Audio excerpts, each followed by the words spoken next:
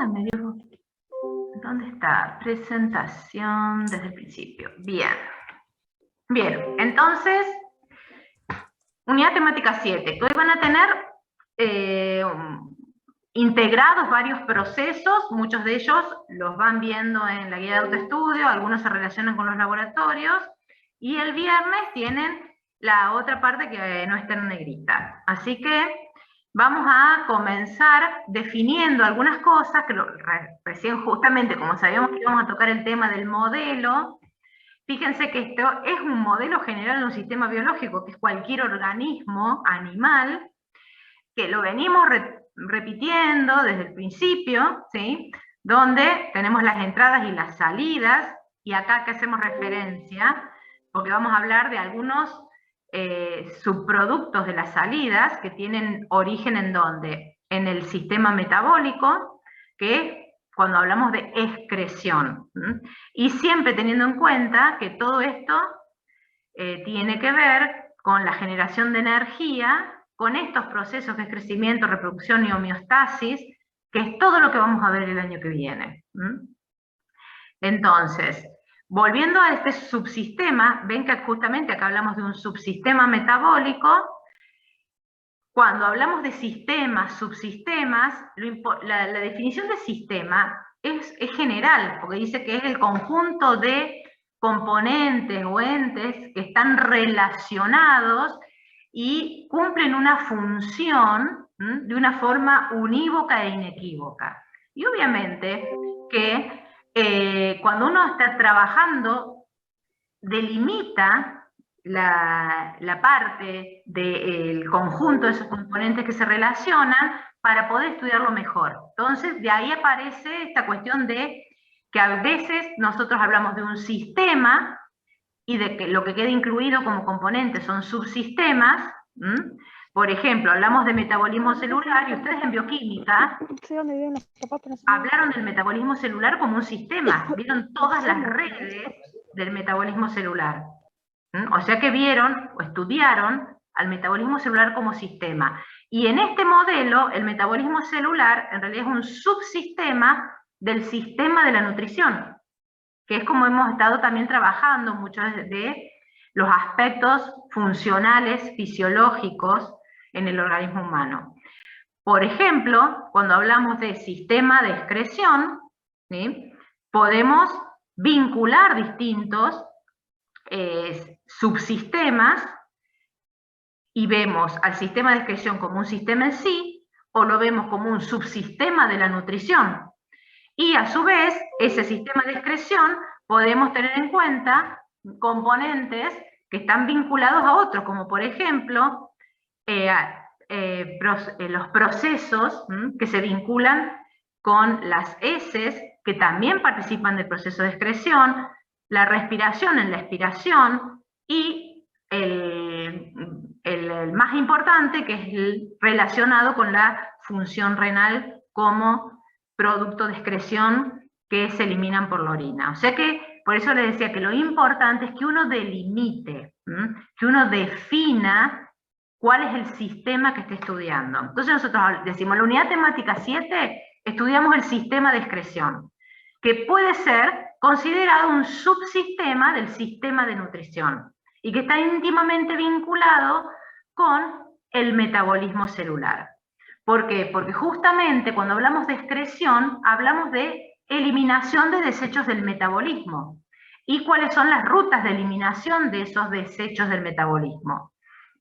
Y las dos rutas más importantes que conocemos, que ustedes han visto en biología, por ejemplo, son las vinculadas a la función renal, a la excreción de desechos por el riñón, y al dióxido de carbono como desecho metabólico a través de la expiración. Ahora, siempre hay que tener en cuenta que todo esto, que dijimos que es un desecho del metabolismo, tiene íntima relación con ¿qué? Con el nivel de perfusión, el nivel de presión arterial de oxígeno, el nivel de actividad de ese tejido, que es donde se produce por el metabolismo de esas células los productos de excreción. Por lo tanto, fíjense que se van acoplando, todas las cosas que estuvimos estudiando se van acoplando, y a su vez tenemos que tenerlas en cuenta para el año que viene, porque todos estos mecanismos básicos que hemos estado describiendo son los que vamos a utilizar para hablar de la homeostasis y regulación de la osmolaridad y volumen de los líquidos corporales, la homeostasis iónica, y la homeostasis, o lo que tiene que ver con el pH de los líquidos corporales. O sea que a veces se toman como eventos separados, pero en realidad todo funciona integradamente. Lo separamos solo para poder analizarlo con más detalle, de una forma más fácil. Entonces, cuando vamos a esos desechos del metabolismo, fíjense que acá tenemos una tabla de los principales desechos que provienen del metabolismo, cuál es el origen de ese desecho y cuál es el órgano que lo excreta. Entonces, fíjense que tenemos acá varios tipos de desechos: amonio, urea, ácido úrico, dióxido de carbono, pigmentos biliares, que ustedes ya saben de dónde provienen porque lo estuvimos estudiando, ácido láctico, que ustedes vieron que es un proceso, por ejemplo, un desecho metabólico producto de, por ejemplo, de una contracción muscular excesiva anaeróbica, y habla de desechos sólidos. Entonces uno puede analizar acá el criterio con el que se construyó esta tabla, porque dice que cuando hablamos de origen, fíjense que hablamos acá, amonio, urea, ácido úrico, habla de desaminación de aminoácidos o de ácidos nucleicos, ¿sí? Que se producen ¿dónde? Esa desaminación en el hígado, y la excreción se produce a través del riñón. Ahora, el dióxido de carbono, ya lo sabemos, producto de la respiración celular, y lo hemos visto en la unidad temática 5, a través del pulmón. Cuando hablamos de los pigmentos biliares, lo vimos en la hemocateresis, y que parte de ese proceso se lleva a cabo en el hígado, pero en realidad acá yo puedo discutir. El hígado es el órgano de excreción, y ahí es cuando uno tiene que definir qué es cada cosa. Igual que acá, el ácido láctico, producto de la respiración anaeróbica, pero el hígado es el órgano de excreción. Y acá tenemos otro, los residuos sólidos, que hablan del material que no termina de ser digerido y se elimina por el intestino. Entonces, ahí decimos, los primeros son fáciles de relacionar con la excreción. Ahora, estos últimos, ¿cómo los relacionamos con el sistema excretor? Y ahí vinculamos con lo que estuvieron viendo en el teórico anterior con Celina. Cuando hablamos de esa digestión de alimentos, ¿sí? ¿Se acuerdan que teníamos obviamente los nutrientes que van a pasar a metabolitos? De ese metabolito celular se va a excretar el desecho metabólico. Y ahí aparece la palabra excreción, como que el sistema que excreta los desechos del metabolismo celular. Y ustedes vieron que por otro lado había sustancias que no se digieren, que son desechos del propio sistema digestivo, que conforman gran parte de la materia fecal, y que se da el proceso de egestión. ¿Sí? Entonces fíjense que ahí tenemos dos términos que son primos hermanos, porque en realidad uno dice gestión, pero en esa materia fecal que se eliminan también productos de la destrucción de la hemoglobina, que se eliminan tanto en la materia fecal, ¿se acuerdan que daba color? También le da color a la orina. Por eso el órgano de excreción en realidad de esos pigmentos biliares es el riñón o el mismo tubo digestivo. ¿Se entiende? Fíjense que ahí ustedes pueden comenzar a mirar y analizar criteriosamente lo que aparece en una tabla en un libro, pero solo lo pueden analizar criteriosamente si tienen los conceptos básicos claros. Entonces, el hígado, decían, bueno, pero el hígado se puede considerar parte del sistema excretor, y nosotros vimos como funciones del hígado, justamente, que produce la bilis, y dentro de esa bilis están estos pigmentos biliares que provienen ¿de qué? De la hemoglobina. También hay muchos productos del metabolismo de hormonas, del metabolismo de elementos que uno introduce en la dieta, Y ese hígado entonces hablamos que en esa conversión que hace de volver sustancias liposolubles en hidrosolubles, eso es lo que permite que se excreten, ya sea por orina o en el tubo digestivo. Por eso más bien se relaciona la función del hígado con la de detoxificación al generar a través de los procesos metabólicos y de los pasos metabólicos como lo que vimos de la bilirrubina, logrando que una sustancia liposoluble pase a hidrosoluble y así pueda ser excretadas. Por eso algunos lo consideran un órgano parte del sistema excretor, porque es un paso, un componente necesario, entre comillas, para esa conversión de estas sustancias liposolubles que ayudan a detoxificar el organismo. Entonces, ahora, el intestino también, uno dice, bueno, se considera órgano de excreción, y si consideramos que no solo en las heces se produce la digestión de las materias del alimento no digerido, sino también que allí, a través de la bilis, se están eliminando otras sustancias que provienen del metabolismo, sí lo podemos considerar un órgano de excreción. Entonces uno tiene que fundamentar y analizar con criterio, fíjense, cada una de las palabras que aparecen en una tabla o en un modelo.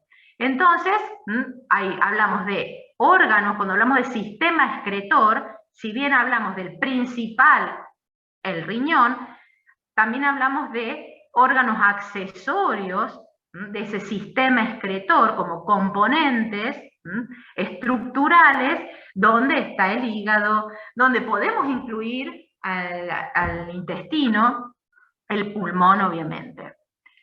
Y acá lo que marcamos es cuando entonces comenzamos a pensar en esos desechos del metabolismo, vemos que hay muchos de esos desechos del metabolismo que son los que llamamos desechos nitrogenados, porque son los que provienen de la desaminación de aminoácidos o de ácidos nucleicos.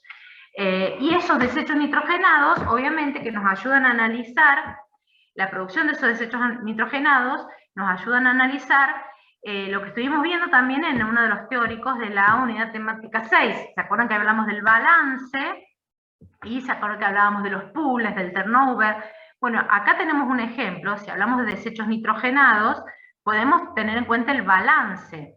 ¿El balance de qué? De una parte de esos desechos nitrogenados, que es la cantidad de proteínas que tiene la dieta. Y cuando hablamos de balance, ¿se acuerdan? Igual que lo que vieron ustedes, balance energético, el concepto de balance, cuando hablamos de proteínas, tenemos el ingreso, que fíjense que en este modelo habla de 80 gramos, y el egreso, ya sea como metabolito o como gestión, o sea, aquello que no se digirió. Entonces tenemos 10 gramos en las pérdidas del tubo digestivo, 70 gramos como desechos nitrogenados que tenemos alta concentración en la orina. Entonces, ahí tenemos el concepto básico de balance. Y lo que está en amarillo habla de cómo recirculan los componentes de esa proteína dietaria, esos aminoácidos o dipéptidos que se absorben, pasan a formar ¿qué cosa? El pool de aminoácidos que están circulando. Y ese pool de aminoácidos que están circulando pasan a ¿qué? A formar parte de el recambio de las proteínas del organismo, porque sabemos que constantemente, todos los días, de esos aminoácidos que se absorben, hay síntesis de proteína y hay degradación de proteínas, pero fíjense que también hay un balance en ese recambio o turnover de esas proteínas. Ahora, fíjense que acá es diferente porque hablamos de 80 gramos y acá hablamos de 100 gramos, pero fíjense que está hablando de lo mismo. Los 100 gramos que hay de ingesta son los mismos 100 gramos que se degradan y se excretan. ¿Por dónde? Por ejemplo, por orina, y hay una pequeña pérdida en la materia fecal. El resto es lo que se recambia. Ahora, si hay más degradación de proteína, va a impactar sobre ese balance nitrogenado. Si hay más síntesis de proteína, va a impactar en ese balance nitrogenado. Y cuando hablamos del metabolismo de esos desechos, de que va a dar origen a esos desechos nitrogenados, desde la dieta, la composición proteica de la dieta, lo que hemos visto, la digestión, la absorción, y todo el resto que está acá es lo que ustedes vieron y estudiaron en dónde, en bioquímica.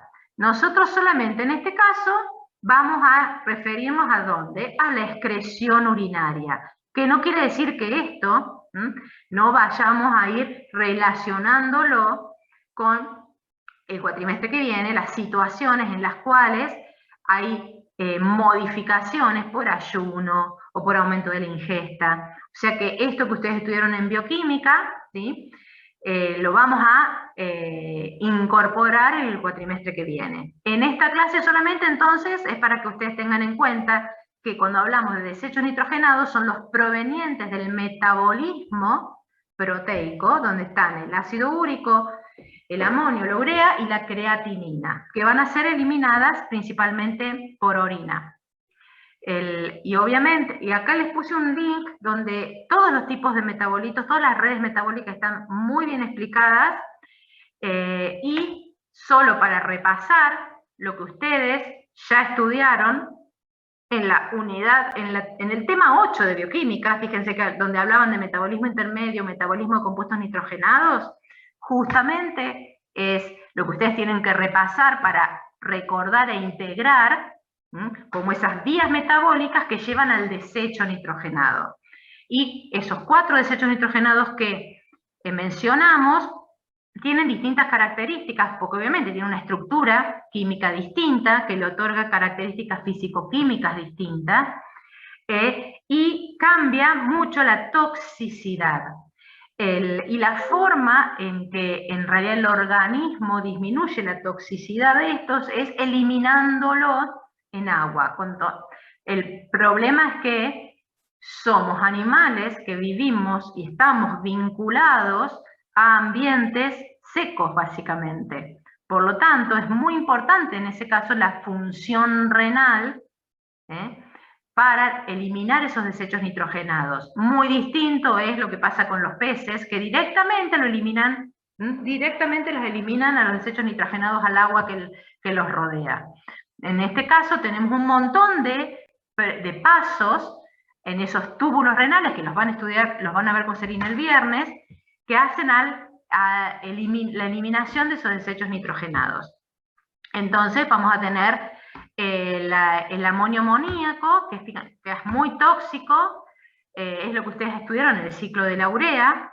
Lo vamos a relacionar con la glutamina, cuando sobre todo veamos el manejo al nivel tubular de estos desechos nitrogenados. La urea, que es un componente muy importante, fíjense que en la mayoría, por eso los mamíferos se llaman uricotélicos, porque el mayor desecho nitrogenado que se produce es la urea, y que es muy importante en el manejo tubular del gradiente osmótico. La creatinina, que proveniente de lo que ustedes estudiaron también en bioquímica, de la degradación de la creatina como reserva energética, principalmente a nivel muscular, y el ácido úrico, que es insoluble en agua, forma cristales, y si bien tiene baja toxicidad, este desecho purinérgico puede generar problemas como lo que ustedes estudiaron, porque dentro de este tema 8, por ejemplo, tienen el problema de la gota. Así que para poder integrar, fíjense de repasar lo que ustedes estudiaron en bioquímica. Estos entonces desechos nitrogenados son los que se pueden analizar y que, fíjense que en una muestra de orina, uno puede estimar cómo es el metabolito de estas proteínas o ácidos nucleicos, porque se excretan por orina. Y acá tenemos justamente la relación, la urea, que es el mayor, fíjense cómo cambia mucho la proporción de gramos excretados en 24 horas. y que algunos de estos componentes ustedes los ven en las tiras reactivas. Ahora, cuando ustedes analicen la clase que viene el manejo justamente del ion amonio en el túbulo, van a encontrar que está muy vinculado al manejo de los protones. Y esos protones también son, en el fondo, un desecho del metabolismo. Entonces, esos protones que nosotros estimamos a través del pH del líquido extracelular, o sea, del medio interno, justamente su principal origen es en la dieta y en el metabolismo. Y que va a terminar determinando el nivel, el pH del plasma, que es lo que ustedes han estado estudiando, que ustedes vieron la semana pasada con Lorena, que hay un montón de formas de estimar muchos de los componentes del plasma arterial que tienen relación directa con el pH del medio interno. Y dentro de esos componentes ustedes analizaron el bicarbonato, analizaron la misma presión parcial de oxígeno, del dióxido, y una de las cosas importantes justamente es que ustedes pudieron aplicar la ecuación de Henderson-Hasselbalch para poder analizar eso, y que van a terminar de hacerlo con Gonzalo mañana, creo. Y en ese caso lo vinculamos ¿con qué a estos eventos? Con lo que vimos en respiratorio del transporte del dióxido de carbono, porque justamente ese dióxido de carbono, producto del metabolismo, ¿sí? ¿Se acuerdan cuando veíamos el transporte de gases? Hay un muy poquito porcentaje que se transporta disuelto, que es lo que hace la presión parcial del dióxido de carbono, pero en su mayoría se transporta en forma de bicarbonato. Fíjense que hay un mayor porcentaje acoplado a la hemoglobina, pero dentro del eritrocito, con la anhidrasa carbónica, pasa ácido carbónico, se convierte en bicarbonato, y ese bicarbonato se intercambia por cloro. Y así es transportado, y en el alvéolo, justamente ante el aumento de la presión parcial de oxígeno, es como que se revierten todos estos procesos, y ese dióxido de carbono es eliminado por la respiración. Entonces ahí fíjense cómo vamos vinculando la actividad metabólica de las células, la perfusión de las células, la generación de dióxido de carbono, la generación de bicarbonato, el impacto de estos componentes en el pH del líquido extracelular. Por lo tanto, entonces, esa concentración de protones que determina el pH de los líquidos corporales tiene que ver con el metabolismo.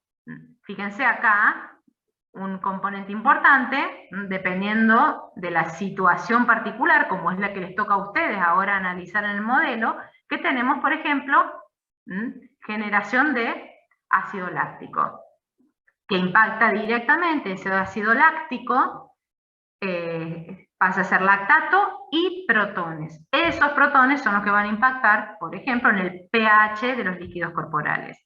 Y allí aparece entonces el rol, que lo vamos a terminar de ver esto el año que viene, pero para que lo tengan en cuenta, que el manejo de esos protones de los líquidos corporales termina siendo a través de la eliminación del dióxido de carbono, porque el dióxido de carbono es lo que podríamos decir es el poder ácido, a mayor presión parcial de dióxido de carbono.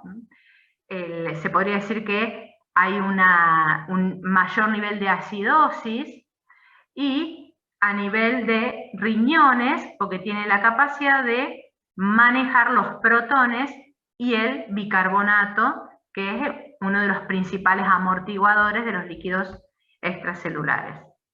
Entonces, tenemos que el dióxido manejado a nivel respiratorio, y los protones, ¿sí?, formados principalmente en el metabolismo de los tejidos, van a ser eliminados a nivel renal.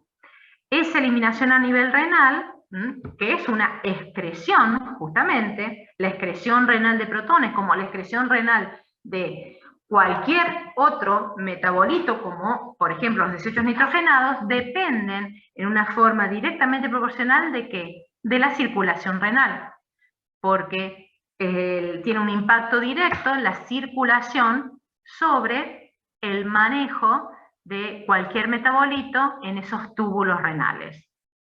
Por eso lo vinculamos directamente a la circulación renal. Y cuando hablamos de circulación renal no nos vamos a detener en lo que ustedes ya estudiaron en histología, estudiaron en anatomía, no nos vamos a detener porque ya asumimos que saben los nombres de las arterias, de las venas, cómo discurren esas arterias, cómo son las divisiones de esas arterias en el riñón.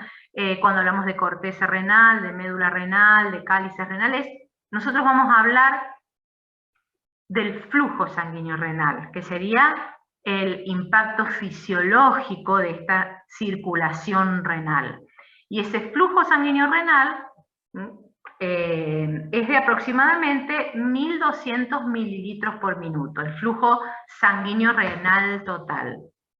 Ahora, si nosotros lo queremos comparar con otro órgano, porque hemos visto el flujo sanguíneo cerebral, hemos estado estudiando, y vimos una tabla donde comparábamos, vimos el flujo sanguíneo cardíaco. Entonces, cuando uno, ¿se acuerdan?, quiere comparar, no lo puede comparar por el flujo sanguíneo total del órgano, sino por cada 100 gramos de tejido de ese órgano. Entonces, cuando uno lo analiza desde ese punto de vista para hacerlo comparable a los flujos sanguíneos, para comparar el del cerebro, el del corazón y el del riñón, se hace por cada 100 gramos de tejido y tenemos que el flujo sanguíneo renal es de 400 mililitros cada 100 gramos de tejido renal por minuto. Y si lo comparamos con el del corazón, fíjense que es mucho más alto el flujo sanguíneo renal que el flujo cardíaco. Ahora, ¿cómo otra forma de darnos cuenta que tiene un gran impacto? Por lo que se conoce como fracción renal. ¿Qué sería la fracción renal? Sería el porcentaje del gasto cardíaco que irriga al riñón. O sea que si hacemos un cociente entre el flujo sanguíneo renal y el gasto cardíaco, nos va a dar un 25%. En realidad nos va a dar 0,25, que lo convertimos en porcentaje, o sea que un 25% del gasto cardíaco está irrigando al riñón, lo cual es muy importante. Ahora, hay que tener en cuenta cómo ese flujo sanguíneo renal se distribuye en el riñón, porque no es que sea homogénea la distribución de ese flujo sanguíneo renal. Y ustedes han estudiado en histología la composición, los tipos de nefrona, por eso decíamos repasen anatomía, repasen histología, y acá que vemos que en la corteza renal se ubican lo que llamamos nefronas corticales, nefronas yuxtamedulares, y simplemente al analizar la irrigación, ya podemos suponer esto que dice acá, que el 90% de ese flujo sanguíneo renal es cortical. Porque cuando vemos y analizamos las estructuras y la circulación en la médula, ya sea la interna o la externa, solamente aparecen estos vasos largos que denominamos vasos rectos. Entonces, fíjense que el 10% restante está distribuido en la médula. Y eso nos habla también de la importancia de los mecanismos y de los procesos que se dan a nivel cortical y a nivel medular en el riñón. Fíjense, cuando hablamos de corteza, entre 4 y 5 litros, que es lo que está irrigando en comparación de la médula, que es mucho menos, o sea que ese alto flujo es lo que impacta sobre ¿qué? Sobre la función glomerular, porque los dos glomérulos están en la corteza, y el manejo del flujo glomerular por la arteriola aferente y eferente, y fíjense que tenemos toda la irrigación de lo que llamamos capilares peritubulares. En cambio, cuando vemos en la médula, aparecen solamente estos vasos rectos, que son partícipes de este gradiente córtico-medular que se genera. Y ese flujo sanguíneo renal dijimos que nos hace pensar en la función de la corteza y la función de la médula, y también otra cosa que nos hace pensar en la función de la corteza y de la médula es el consumo de oxígeno renal. Cuando analizamos el consumo de oxígeno renal, fíjense que acá que tenemos graficado. ¿Qué pasa cuando hay un aumento de la reabsorción de sodio? Que sabemos que se da principalmente en el túbulo contorneado proximal. ¿Y qué pasa con el consumo de oxígeno? Aumenta en forma directamente proporcional por sobre el consumo basal de oxígeno. Eso nos habla de que hay un alto consumo de oxígeno, principalmente donde aumenta en la corteza, donde se ubican todas estas funciones, y están vinculadas a qué? A lo que ustedes van a estar estudiando el viernes que viene, cuando hablemos de ese manejo, por ejemplo, del sodio. Todos estos manejos tubulares están vinculados a la bomba sodio-potasio TPasa, que obviamente tiene un alto consumo de oxígeno. Y por eso estas células tubulares son muy sensibles ¿a qué? A la disminución de la presión de oxígeno, de la presión arterial de oxígeno. ¿Cómo podemos también analizar este hecho?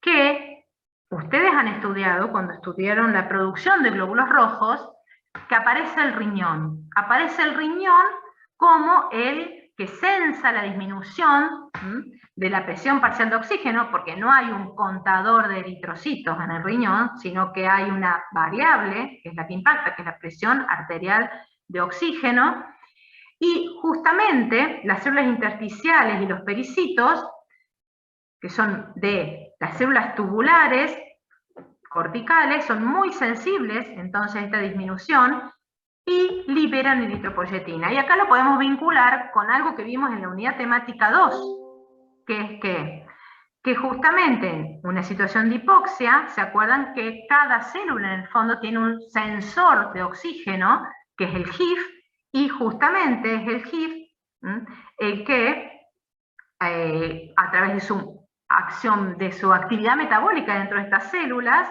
¿qué hace? Aumenta el HIF y estimula la síntesis y liberación de eritropoyetina a nivel renal. O sea que, fíjense cómo vamos vinculando todos los procesos con distintas funciones.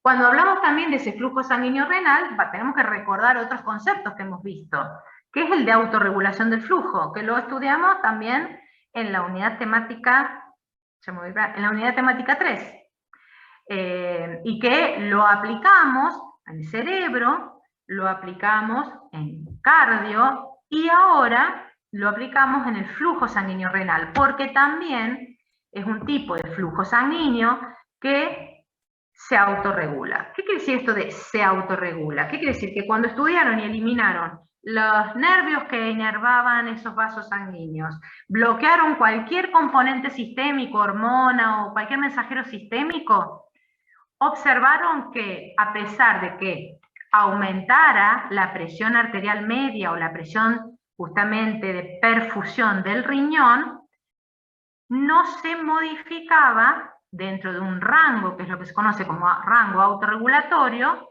el flujo sanguíneo renal.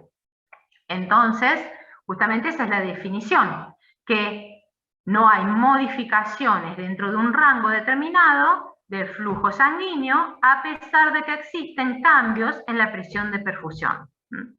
Y entonces, cuando analizamos de cerca el cambio en esta presión de perfusión, el rango, fíjense que es entre 80 y 180, el rango de autorregulación renal, y acá, fíjense que tenemos esos 1200 mililitros por minuto, que dijimos que era el flujo sanguíneo renal total. Ven acá, se los marqué con esta línea de puntos. Y cuando vemos la presión arterial media, que es aproximadamente 93 milímetros de mercurio, fíjense que cuando vemos y analizamos qué pasa cuando aumenta la presión arterial media, se mantiene bastante, fíjense que generalmente está en el límite inferior, o sea que las respuestas autorregulatorias se dan principalmente ante ¿qué? ante aumentos de la presión arterial. Y este gráfico se los está diciendo. Y ya sabemos que la principal respuesta ante aumentos de la presión arterial media en los vasos, ¿cuál es? La respuesta miogénica. Y en el caso del flujo sanguíneo renal es la principal respuesta, la respuesta miogénica ante aumentos de la presión. Es el 50% de la respuesta autorregulatoria. Principalmente en donde, ¿se acuerdan que también lo vimos en cardio, que dependiendo el nivel o el árbol circulatorio, el impacto de cada mecanismo de regulación es distinto? En este caso, principalmente, esta respuesta miogénica se da en arterias corticales e interlobulillares. También arteriola aferente en el glomérulo. Y nos queda otro tipo de respuesta, además de la miogénica, que principalmente el otro gran porcentaje es un tipo de respuesta específica del riñón, que es lo que vamos a estudiar ahora también en mayor detalle, que es la retroacción o feedback o retroalimentación entre el túbulo y el glomérulo. Entonces, vamos a ver entonces en más detalle el mecanismo. Cuando hablamos de mecanismo miogénico, vamos a aplicar todo lo que estudiamos antes, porque este en realidad es el mismo, son los mismos mecanismos que estudiamos en las otras dos circulaciones. Cuando hay un aumento de la presión de perfusión, distiende la pared, y eso modifica la actividad de canales de sodio, de integrinas y de un montón de otros tipos de canales que fíjense que terminan haciendo todos, más allá de las cascadas de regulación que se activen, terminan aumentando los niveles de calcio intracelular. Y eso que termina haciendo, generando, ¿qué cosa? La vasoconstricción. O sea que, más allá del mecanismo que se active, todos por distensión de la pared, aumenta el calcio y se produce la vasoconstricción. Y fíjense que es muy rápida esta respuesta. Esta recta, fíjense la pendiente que tiene, en función del tiempo, está acá, se da rápidamente. Ante un aumento de esa presión de perfusión, rápidamente se da esta respuesta miogénica que aporta el 50% de este rango de autorregulación. Ahora, aparece posteriormente en el tiempo la segunda respuesta importante de este mecanismo de autorregulación, que es lo que se conoce como retroacción o feedback o retroalimentación túbulo-glomerular, o sea, entre el túbulo y el glomérulo. ¿Cómo es esto?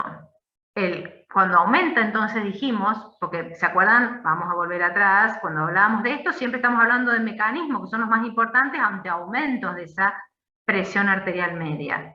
Entonces, el aumento de esa presión arterial media genera un aumento justamente del flujo sanguíneo a nivel del glomérulo. Y aumenta también la presión de los capilares en esos glomérulos. Ambas cosas, el aumento del flujo y el aumento de la presión, estimulan mayor actividad a nivel de la filtración glomerular, y eso termina impactando en la oferta de cloruro de sodio en la mácula densa. Este componente del sistema es muy importante.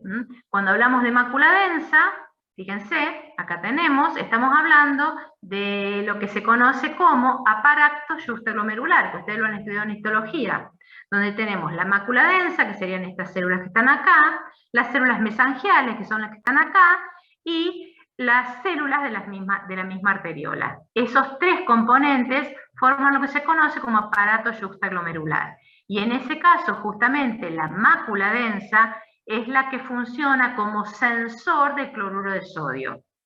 Que la mácula densa no es más que células epiteliales del túbulo distal, modificadas, diferenciadas, que están en contacto directo, fíjense, con arteriolas, con esta que es la arteriola aferente. Por eso hablamos, fíjense, de retroacción túbulo-glomerular, porque lo que pasa en el túbulo, en la mácula densa, o sea, estas células modificadas del túbulo, van a terminar impactando sobre ¿qué? Y acá lo tenemos, sobre la actividad del glomérulo, sobre el flujo y sobre la presión a nivel del glomérulo. Por eso hablamos de retroacción túbulo-glomerular. Y todo este mecanismo que se activa termina, fíjense que acá tenemos como una retroalimentación negativa porque disminuye el flujo sanguíneo renal, disminuye la tasa de filtrado, disminuye la sobrecarga de ese cloruro de sodio que aumentó porque aumentó previamente el filtrado. La cuestión es, ¿cómo? Porque acá solamente dijimos que se estimula, o sea, dijimos cuál es el estímulo y dónde está el sensor, y nos fuimos a la respuesta final, disminución del flujo sanguíneo renal. La cuestión es cómo se da este mecanismo, cómo es el proceso. Entonces, cuando empezamos a ver más detalladamente, y hablábamos de ese cloruro de sodio que se ofrece porque aumentó el filtrado, digamos, aumentó la presión, aumenta el flujo sanguíneo, aumenta el filtrado, junto con el filtrado aumenta el cloruro de sodio dentro del líquido que discurre por el túbulo. Por lo tanto, cuando toma contacto, ese aumento del cloruro de sodio en la mácula densa, hay transportadores, sodio, potasio, cloro, que activamente ingresan mayor cantidad de cloruro de sodio dentro de estas células de la mácula densa. Por eso decimos que funcionan como sensor. Ahora, este aumento del cloruro de sodio dentro activa a su vez otro subtipo de canal, que es dependiente de ATP, que se abre, el ATP sale de la célula y se une a un receptor ¿de qué? De células mesangiales, que están en las células mesangiales, que serían las células que están entre la mácula densa, ¿se acuerdan? Que forman parte del aparato juxtaglomerular, y las del músculo liso de las arteriolas. Cuando se une el ATP a su receptor, que se llama receptor purinérgico, se activa el mecanismo de transducción, algunos a veces son apertura de canales de calcio y algunos actúa sobre proteína G, dependiendo del tipo de receptor purinérgico, porque hay dos tipos, el X y el Y, pero bueno, receptor purinérgico aumenta los niveles de calcio intracelular. Y estas células mesangiales están acopladas por uniones GAP a las células musculares lisas del vaso. Por lo tanto, se aumenta el calcio acá, aumenta el calcio en la célula lisa y se produce vasoconstricción. O sea que fíjense que hay un mecanismo celular que soporta esto que nosotros decimos, aumenta el cloruro de sodio, que es detectado por la mácula densa, y disminuye el flujo sanguíneo renal. Y disminuye la filtración. ¿Por qué? Tiene un efecto sobre los músculos lisos de las arteriolas. Ahora, si lo vemos en más detalle, no solamente pasa esto con el ingreso de mayor cantidad de cloruro de sodio, que se libera ATP sobre los purinérgicos, fíjense que estas serían las células mesangiales, y estas serían las células del músculo liso vascular, sino que también se activan otras vías, que son las que generan AMP y adenosina. Y esa adenosina se libera y actúa sobre receptores de adenosina que se llaman A1, que pueden ser directamente sobre las células del músculo liso, o también pueden activar otros receptores que tienen que ver con las células que están extraglomerulares mesangiales. Ahora, lo importante es que la presencia de los dos componentes, de purinérgico y de adenosina, son necesarios para que todo el sistema funcione adecuadamente. O sea que el mecanismo de retroalimentación túbulo-glomerular tiene que ver con señales que se dan entre las células, la mácula densa, las células mesangiales y que van a generar vasoconstricción por aumento de calcio en las arteriolas. Ahora, una cosa que generalmente se mezclan, por eso la aclaramos ahora, es porque les aparece la renina por ahí. Y entonces dicen, pero ¿cómo? Si la renina es el sistema renina-angiotensina y estoy reteniendo agua, pero si el problema fue el aumento de la presión arterial, y sí, hay una inconsistencia, como decíamos, porque en realidad justamente este mecanismo de retroacción túbulo-glomerular, fíjense qué hace con la renina. Este calcio que aumenta y produce vasoconstricción en el músculo liso de las arteriolas, fíjense qué hace con un subtipo de células que también están ahí, que se llaman células granulares, que son las que liberan renina. El mismo aumento de calcio genera disminución de la secreción de renina. O sea que el mecanismo de retroacción túbulo-glomerular inhibe la liberación de renina. Esto para que ya les quede claro, si bien son mecanismos que vamos a analizar el año que viene, cuando veamos todo esto en el sistema, justamente renina, angiotensina, aldosterona, la regulación del volumen del líquido corporal.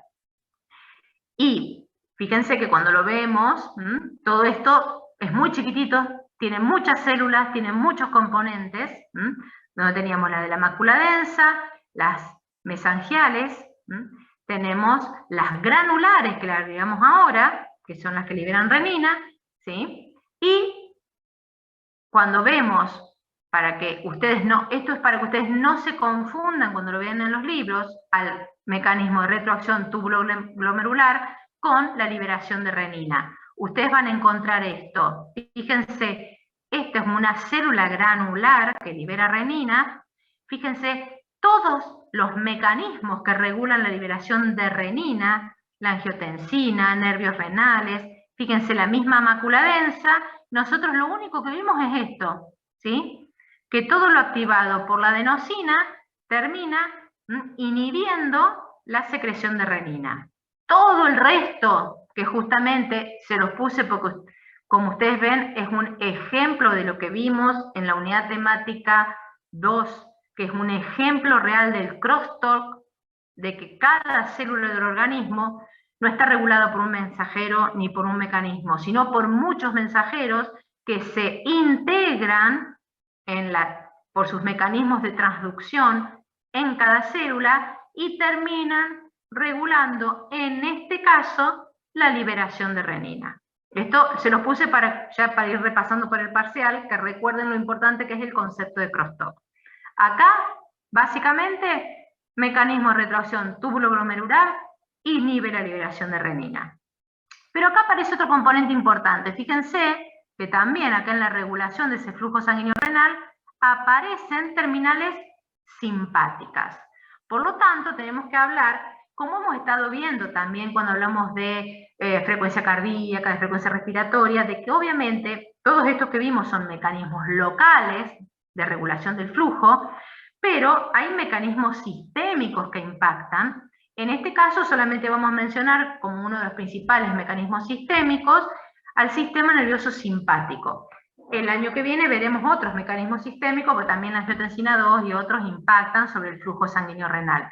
Pero el mecanismo sistémico, en este caso simpático, tiene que ver con vías simpáticas que se vinculan ¿a qué?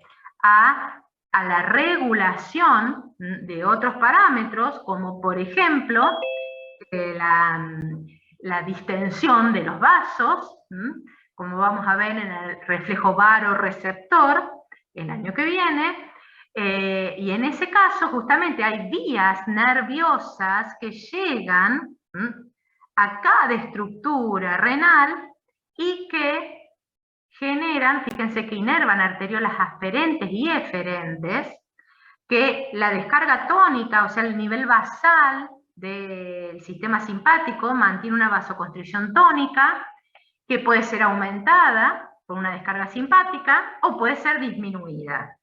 Y esta regulación sistémica va a sobrepasar, por eso hablamos de una jerarquía regulatoria, a esos mecanismos de autorregulación que vimos antes, el miogénico y la retroacción túbulo-glomerular. O sea que ahí tenemos que también ir incorporando el concepto de jerarquías regulatorias.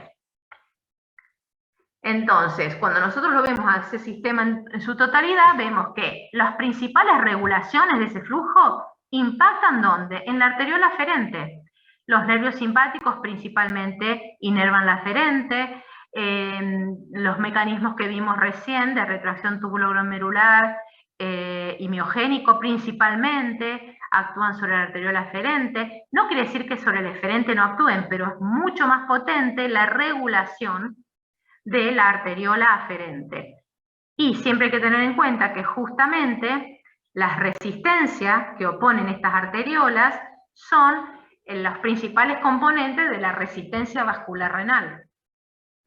Y también tener en cuenta que existen un montón de otros componentes que son los que están nombrados acá, prostaglandinas, óxido nítrico, que tienen que ver con la interfaz en lo que vimos también que regula el flujo del shear stress, que activa entonces, por ejemplo, la óxido nítrico sintetasa, y a partir de ella se activan prostaglandinas o quininas como mediadores que lo que hacen es modular el impacto de los otros mecanismos, ¿sí? Por sí solas no generan, sino que, por eso hablamos de que modulan al reflejo miogénico o modulan la actividad simpática. Entonces, fíjense que hay un montón de acciones que terminan regulando localmente y en forma sistémica al flujo sanguíneo renal. Y acá, entonces, fíjense que si analizamos todo esto que estuvimos viendo, que tiene impacto directamente en la actividad del glomérulo y va a tener impacto justamente en la actividad tubular. Por eso hablamos de que hay un link o hay una relación directa entre, y generalmente, ustedes cuando ven en los libros, están graficadas conjuntamente eso que llamamos rango autorregulatorio del flujo sanguíneo renal, como lo ven acá, flujo sanguíneo renal, y de la tasa de filtrado glomerular, porque justamente tiene un impacto directo la modificación de la resistencia de la arteriola sobre la filtración glomerular, que evidentemente es algo que ustedes ya han ido estudiando en biología.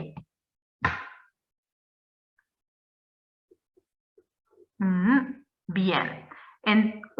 Justamente una explicación de esto es que el sistema, cuando nosotros lo vemos, fíjense cómo está en serie. Por lo tanto, justamente cualquier cambio en la resistencia en cualquiera de estas partes de este árbol circulatorio, al encontrarse en serie, va a impactar sobre el subsiguiente, y eso es lo que se observa acá, ¿sí? Cómo va modificándose.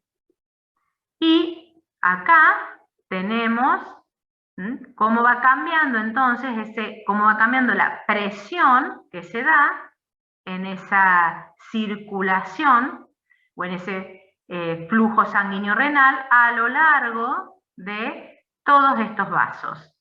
Y los principales lugares de resistencia, como dijimos, de todo el sistema es la arteriola aferente y la arteriola eferente. Y cualquier cambio que haya en ellos va a impactar.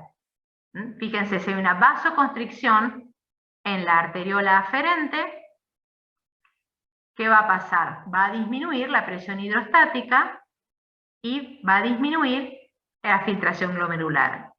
Y si hay una resistencia aumentada en la eferente, va a aumentar, ¿sí?, la presión hidrostática en el glomérulo y va a aumentar el flujo sanguíneo, la filtración glomerular. O sea que ahí tienen el impacto directo sobre eso. Bien. ¿Me van siguiendo hasta acá?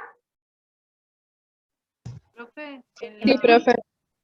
Perdón, en la diapositiva que dice E, dice el aumento de la resistencia a la arteriola eferente disminuye el flujo sanguíneo renal. No debería decir... Y porque disminuye, fíjense, acá está muy modelizado, porque Si esto está más contraído, ustedes recuerdan la estructura de la nefrona, por eso hablamos de unidad nefrovascular, porque después de esa arteriola eferente se capilariza. Por lo tanto, si eso está obstruido o eso está vasocontraído, ¿qué pasa con el resto del flujo sanguíneo renal? Disminuye. Por eso hablamos de que tiene un impacto directo en la filtración. Entonces vamos a hablar solamente de los principales factores determinantes para después terminar y ya se los dejo entregado listos para que vean función tubular el viernes. Nuevamente acá volvemos a hablar de cosas que ya estudiamos, en este caso en la unidad temática 3. Cuando hablamos de las fuerzas de Starling, cuando hablábamos de la perfusión tisular. ¿Se acuerdan que hablábamos de ese juego entre las presiones hidrostáticas y coloidosmóticas que generan la filtración, por eso es un sistema de presión hidrostática que genera filtración del líquido y genera ese ultrafiltrado que discurre después por el túbulo. Esas fuerzas de Starling son las mismas que vimos a nivel sistémico, exactamente las mismas. ¿Qué cambia? Cambian las presiones que está manejando el sistema. Fíjense que tenemos la arteriola aferente, donde hay una presión hidrostática de 55 milímetros de mercurio, y se le oponen principalmente la presión hidrostática que contiene esta cápsula de Bowman y la presión oncótica. ¿De qué? No del filtrado, porque no se filtran proteínas, sino la presión oncótica de las proteínas que quedan en el capilar glomerular.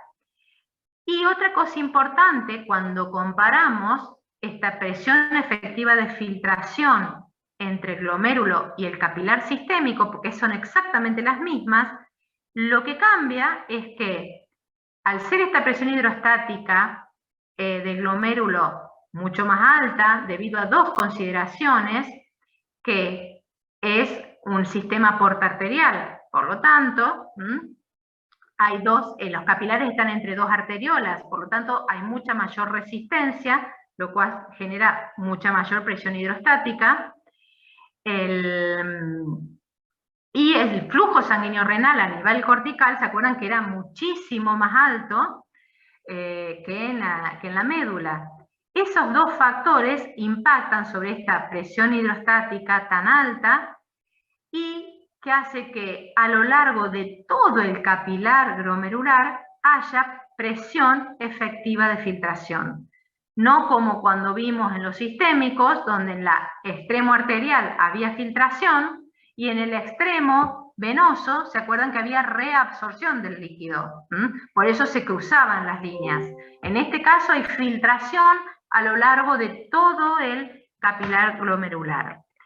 Y lo otro que impacta sobre la filtración glomerular es lo que llamamos coeficiente de filtración, que depende de la misma barrera, o sea, de las capas que van a tener que atravesar este filtrado para convertirse en el ultrafiltrado en la cápsula de Bowman, y el área efectiva de filtración. Entonces, las capas que se llaman barrera filtrante, ustedes ya las estudiaron en histología. Vieron que tenemos el endotelio y el glicocáliz de ese mismo endotelio. Aquí estaría. Tenemos la membrana basal y los mismos podocitos con esos diafragmas o hendiduras diafragmáticas. Y cada una, hablamos de selección, porque serían como barreras, ya sea o por tamaño, o por carga, o por ambas. ¿Por qué? Porque, por ejemplo, en el caso de la membrana basal, ¿por qué hablamos de carga? Porque los componentes de la membrana basal tienen cargas eléctricas que van a repeler ciertos componentes. Y acá justamente en este gráfico donde se puede analizar. Fíjense que si comparamos, a medida que aumenta el tamaño de la molécula, ¿qué pasa con la filtración? En todos los casos disminuye, porque todos, las fenestraciones, son selección de tamaño, por eso no pasan los glóbulos rojos, pueden llegar a pasar algunas proteínas, pero en ese caso, ¿qué pasa? la carga negativa justamente de la membrana basal, fíjense qué hace con los aniones, que son, las proteínas son aniones, fíjense que disminuye muchísimo la filtración de las moléculas con carga negativa cuando las comparamos con las neutras, los que tienen carga positiva. O sea que hay tanto barrera por tamaño como por carga, y eso depende justamente de lo que aporta esa barrera, las fenestraciones del endotelio, el mismo glicocáliz, la membrana basal y los podocitos. Y lo otro era el área efectiva de filtración. Ustedes dirán, siempre tiene la misma área, pero ustedes estudiaron en histología que en ese glomérulo hay otras células, que son las células mesangiales, que las nombramos recién, nuevamente acá aparecen, porque también tienen la capacidad, tienen gran cantidad de actina, tienen capacidad de contraerse, y esa contracción, a su vez, es regulada por mensajeros químicos. Por lo tanto, es muy importante y tienen gran impacto en el área efectiva de filtración. Cuanto más área efectiva de filtración, mayor filtración hay. Si disminuye, disminuye la filtración. Y fíjense que esas células mesangiales reciben estímulos que generan o relajación o contracción. Y a través de esos eventos están regulando el área efectiva. O sea que esa célula mesangial al contraerse genera que se cierren capilares, por lo tanto disminuye el área efectiva de filtración, por lo tanto disminuye la filtración. Y así es como entonces vemos que la tasa de filtrado glomerular va a depender de las dos, de las fuerzas de Starling y del coeficiente por la barrera y por el área. Por lo tanto, acá cuando hablamos de tasa de filtrado glomerular en mililitros por minuto, tenemos acá el coeficiente y la presión efectiva de filtración que representa las fuerzas de Starling. ¿Por qué les puse esto acá? Porque es lo que ustedes van a analizar con Silvia. ¿Cierto, Silvia? No sé si estás todavía conectada. Cuando hagan cálculos, Sí, conmigo, el jueves. Cuando hagan los cálculos, justamente van a decir cómo se puede calcular esta tasa de filtrado glomerular, que es de 125 mililitros por minuto. Ahora, no quiere decir que todo el plasma que llega al glomérulo que lo atraviesa sea filtrado, porque hemos visto que sigue el flujo sanguíneo renal. Por lo tanto, ahí aparece otro término que es importante tener en cuenta, que es lo que se llama fracción de filtración. Y a no confundir con fracción renal, pero es el mismo concepto. ¿Se acuerdan que vimos? Fracción renal, que era el porcentaje del gasto cardíaco que está irrigando o forma parte del flujo sanguíneo renal, que era entre el 20 y el 25. Fracción de filtración representa lo mismo, la fracción del flujo plasmático renal que se filtra, ¿sí? Porque no todo se filtra, y es también aproximadamente el 20%. Son parecidos, pero no tienen el mismo significado. Y esto es muy importante tener en cuenta, porque acá aparece otro término que a veces también se mezclan y se confunden, que es la vinculación que tiene esta función glomerular con la función tubular, porque tiene un impacto directo en la tasa de filtrado glomerular sobre las funciones tubulares como la reabsorción.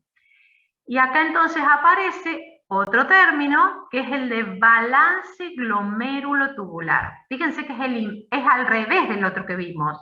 Y las palabras se lo vas diciendo. Uno es la relación entre lo que pasa en el glomérulo con la función del túbulo, y otro es el impacto de lo que viene pasando en el túbulo sobre la función del glomérulo. Y acá están representados los dos.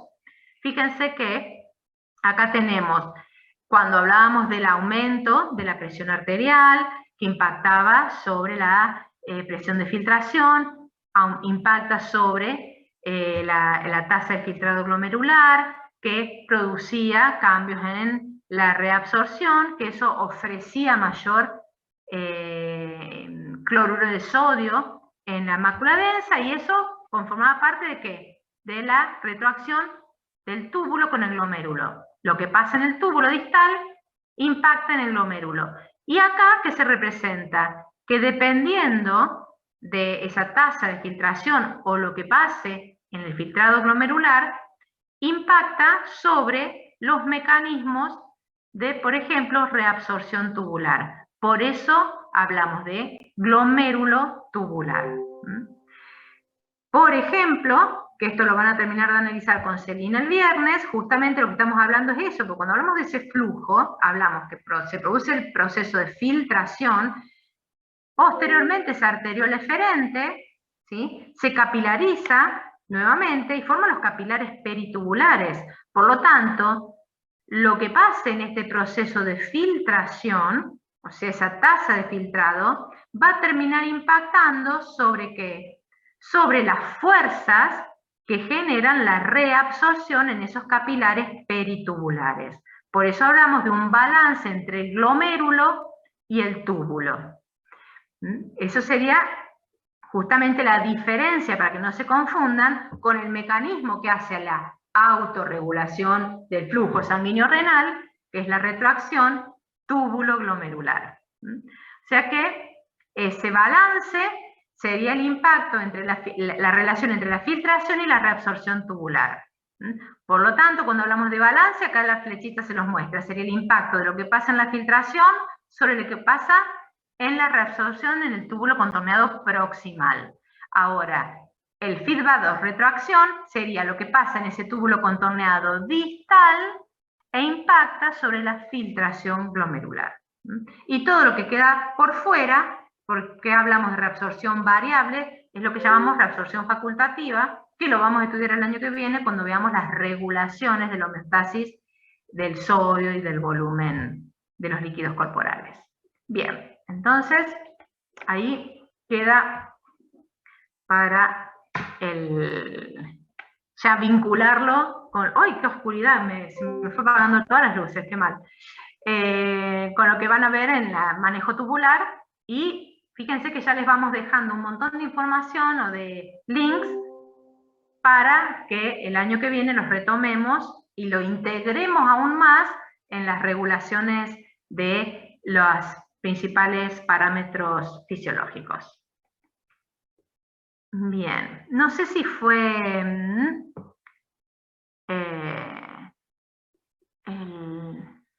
fue como una representación básica, pero lo que es circulación renal, fíjense que, porque generalmente aparece como uno de los temas del examen final, y se remiten solamente a las cuestiones anatómicas o histológicas, y fíjense todo lo que hay para decir de la circulación renal y lo importante que es la circulación renal, que va a impactar directamente justamente en la función renal y en la función de excreción. Bien, no sé si tienen alguna duda.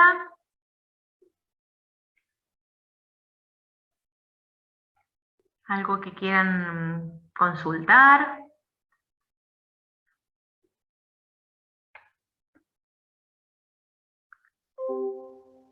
Y recuerden pensar en esto que estuvimos hablando al principio, que les mostraba lo que es el sistema, subsistema, definir componentes. Fíjense que en el teórico tuvieron varios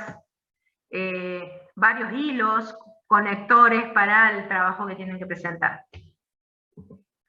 Así que bueno, gente, después se lo subimos al PowerPoint y bueno, y nos vemos el viernes, última semana de actividades, así que mañana tienen trabajo. Esta semana además a full, porque tienen todos los días algo, así que nos vamos a ver. Profe. Sí. Antonella, te oigo. Sí, me había quedado una duda, no sé si está bien relacionado, entre la hipovolemia y la hipoxia tisular, con respecto a esto de la acidosis. No sé si bien, sería parte de acá.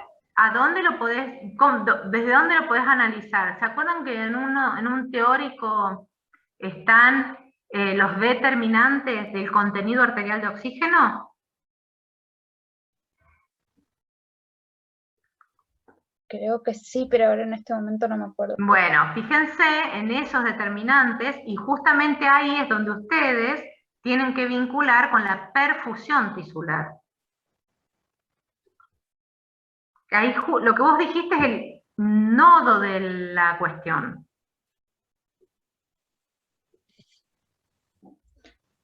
Ah, sí, ahora recuerdo dónde decía. Porque ahí vinculan Gracias, ahí voy a perfusión y presión parcial de oxígeno. Entonces, justamente ahí está el kit de la cuestión, el nodo del problema. Sí, gracias, profe. Ahora me acuerdo.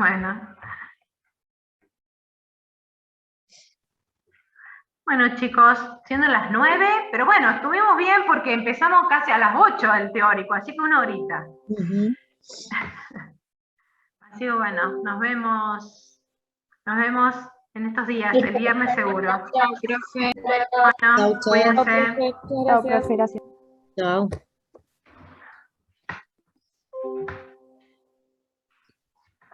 Yo me voy quedando a oscuras, ni me doy cuenta que me voy quedando a oscuras. No, porque tenés la pantalla que te da la luz. Totalmente.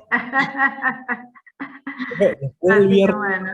tenemos las actividades, no nos vemos más del parcial, ¿no? ¿O seguimos entregando algo? No te ¿Cómo escuché.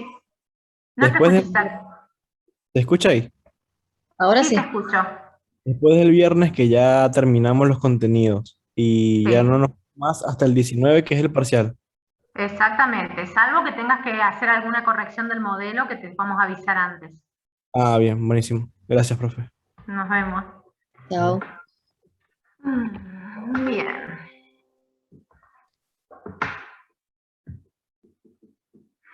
Bueno. Bueno, chicas. Bueno, Celi ya se fue. Sí, ¿cuándo es que vos tenías